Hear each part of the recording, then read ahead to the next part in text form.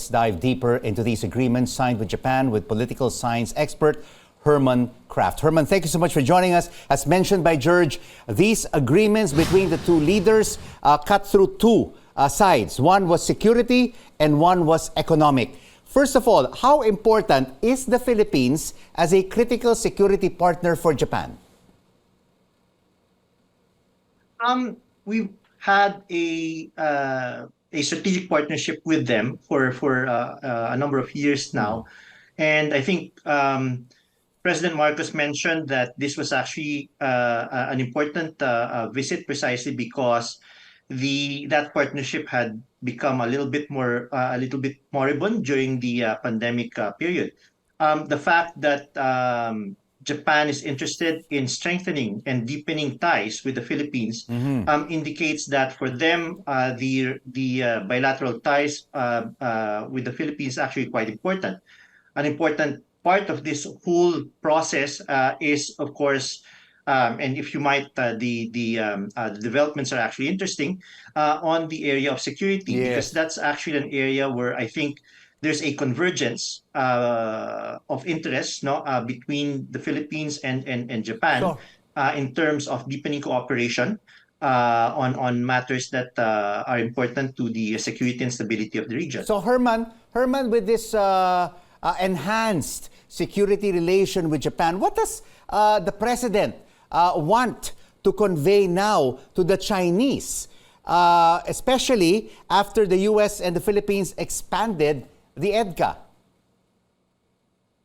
There are two ways of actually looking at this, right? The first one is it falls into place, no, as far as the stated desire of the Marcos administration to try to diversify our strategic partnerships, the strengthening of our relationships, so that we are not too dependent on the United States, for instance.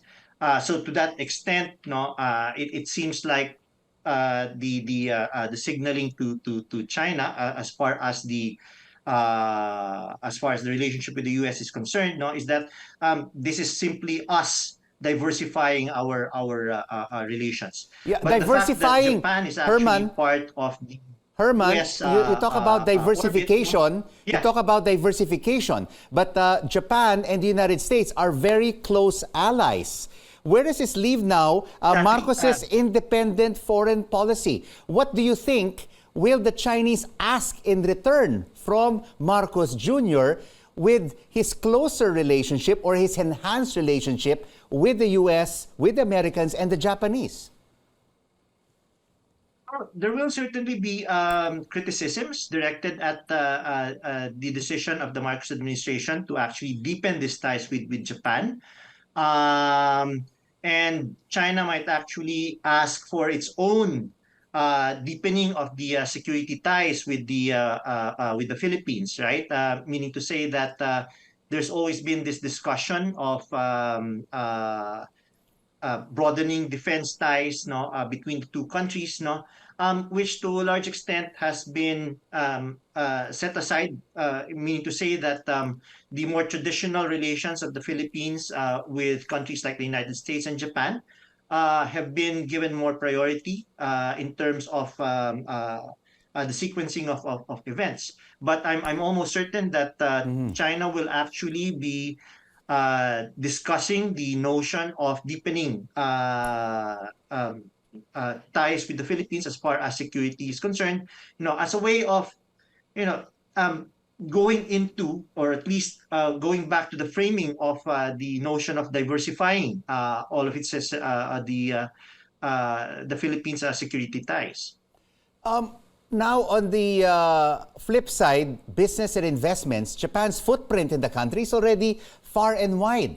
It is the country's second largest trading partner, third largest export market, also the third largest source of exports, and the largest source of official development assistance for loans and grants. What more can we ask for from the Japanese? I think it's more of an expansion, right? Not so much in terms of increasing the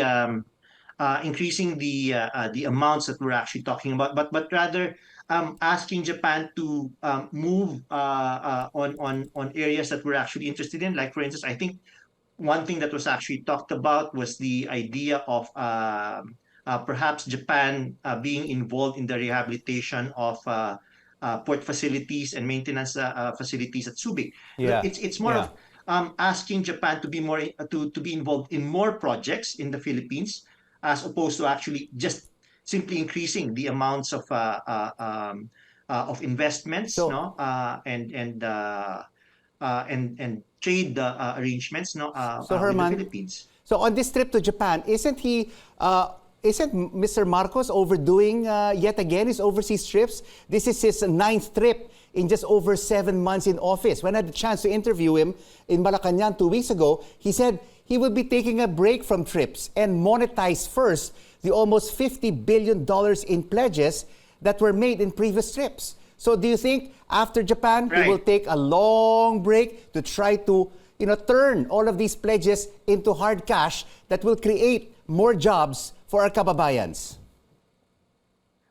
We hope that that's the case, right? But I mean, as far as the trip to Japan is actually concerned, um, this has been planned for some time now, so it's not something that you can just postpone or cancel, right? So I think from this point on, unless we have trips that are already pre-planned, for instance, we could probably expect, no, a lessening of the frequency of trips from here on.